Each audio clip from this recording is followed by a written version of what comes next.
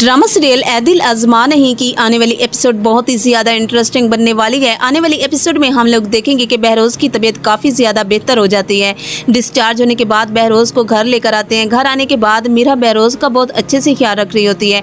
वो बहरोज़ के लिए किचन में सूप बना रही होती है, लेकिन श्री को ये बिल्कुल भी अच्छा नहीं लगता। इसलिए वो गुस्से से मीरा के पास पहुँच जाती है और मीरा का हाथ पकड़ के उसे घर से बाहर निकाल रही होती है और मीरा से कहती है कि तुम्हारी हिम्मत कैसी हुई यहाँ पर आने की, ये सब तुम्हारी वजह से हुआ है, तुम ही मानूस हो। अगर तुम्हारी वजह से बहरोज़ को कुछ भी हुआ तो मैं तुम्हें माफ़ नहीं करूंगी। जब से आई हो हमारी परेशानियों में इजाफा हो गया है। आज मैं तुम्हें इस घर से न सिर्फ धक्के देकर बाहर निकालूंगी, बल्कि तुम्हारे लिए हमेशा के दरवाजे भी बंद कर दूंगी। तुम्हारी वजह से बहरोज़ अपनी बेटी और मुझसे बात तक नहीं करा।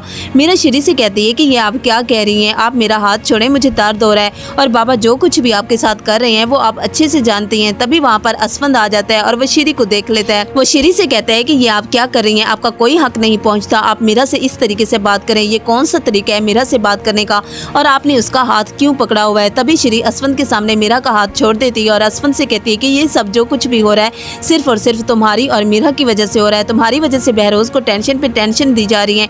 अगर बहरोज़ को कुछ भी हुआ तो मैं तुम दोनों को माफ़ नहीं करूंगी। अगले दिन अनायजा फिर आ जाती है और उसकी मुलाकात असफंद से होती है। असफंद जब अनायजा को देखता है तो वो अनायजा से कहता है कि तुम बार बार यहाँ पर क्यों आ जाती हो, तुम तो अपनी मर्जी से इस घर को छोड़ के गई थी, फिर बार बार मुंह उठा के क्यों आ जाती हो। तो अनायजा गुस्से से असफंद से कहेगी कि ये मेरा भी घर है और मेरा जब दिल करेगा मैं यहाँ आऊंगी। तुम कौन होते हो मुझे रोकने वाले। इतनी ही देर में वहाँ पे श्री आ जाती है और अनायजा से कहती है कि तुम यहाँ पर क्या करने आई हो, यहाँ से चली जाओ। अगर बहरोज़ को पता चल गया तो तुम्हारी वजह से उसकी तबीयत और ज़्यादा बिगड़ जाएगी। मैं नहीं चाहती कि अब कोई भी और तमाशा हो, और जो कुछ भी तुमने किया है वो काफ़ी है। अनायजा गुस्से से श्री से कहती है कि आप भी मुझे बातें सुनाएंगी, आप नहीं देख रही कि बाबा मेरे साथ कितनी नाइंसाफ़ी कर रहे हैं। मैंने शारक से शादी करके कोई गुनाह तो नहीं किया, जिसको देखो वो मुझे बातें सुना के चला जाता है। पहले मीरा ने मुझे थप्पड़ मारा और अब असफंद की भी मेरे सामने ज़बान चलने लगी है। श्री गुस्से से अनायजा से कहती है कि ये सब तुम्हारे बाप और तुम्हारी फूफो का किया हुआ नतीजा है। उन्होंने मीरा को लाड प्यार में इतना बिगाड़ दिया कि आज किसी की बात उस पर असर नहीं करती। अनायजा श्री से कहती है कि आप फिक्र न करें, मीरा को तो मैं सबक सिखा कर रहूंगी। उसने मुझे क्या समझाया है कि मैं खामोश बैठ जाऊंगी। नहीं, मैं भी अनायजा हूँ, इतनी आसानी से चैन से नहीं बैठूंगी।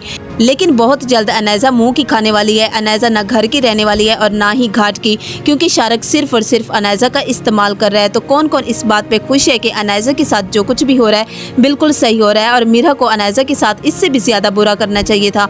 कमेंट्स में अपनी राय जरूर दीजिएगा। वीडियो को लाइक करके चैनल को जरूर सब्सक्राइब कीजिएगा। अल्लाह हाफिज।